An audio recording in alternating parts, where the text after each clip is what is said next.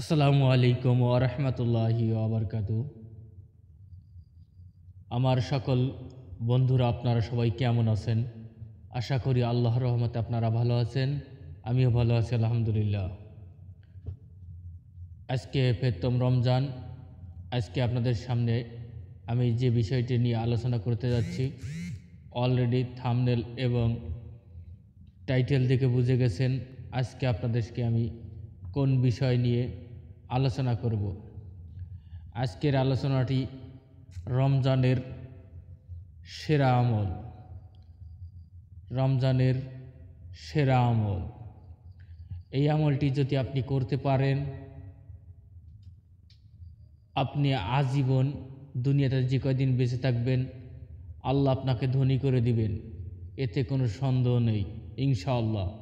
এবং সকল সম্মান আপনার প্রতি এত পরিমাণ আসতে থাকবে যা আপনি কল্পনাও করেন নাই।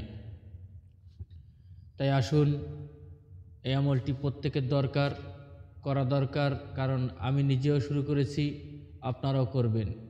কারণ আমি দেখেছি যে এই আমলটি যদি কেউ করে তার 7টা ফজিলত এই আমলের বিনিময়ে সে পাবে দুনিয়াতে এবং আখিরাতে।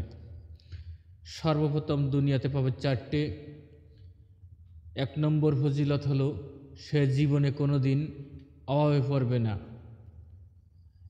নাম্বার 2, জীবনে কোনো দিন মানুষের কাছে অপমানিত হবে না।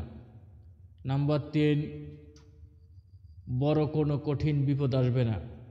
নাম্বার 4, আল্লাহ তাআলার জিম্মার মধ্যে থাকবে। তাই আসুন, এই আমলটি আমরা সবাই করি। আর আপনাদেরকে একটি রিকোয়েস্ট করতে চাই, এই চ্যানেলটি নতুন, আপনারা ভালোবাসা দিয়ে আমাকে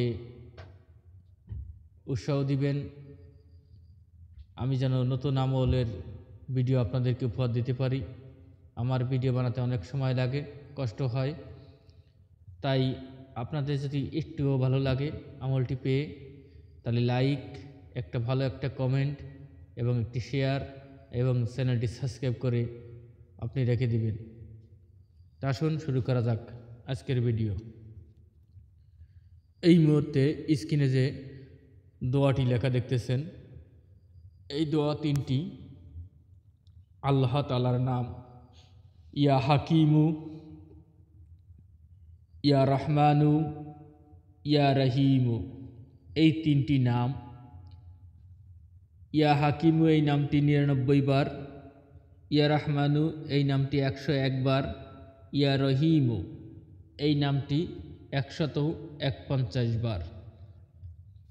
আগে এবং পরে অবশ্যই দুরূদ শরীফ পাঠ করবেন এবং এই আমলটি করবেন সেহরির সময় 2 রাকাত বা 4 রাকাত তাহাজ্জুদ নামাজ আদায় করে সের পর, এবং আল্লাহ তাআলার কাছে একটানা 21 রমজান পর্যন্ত দোয়া করতে থাকবেন।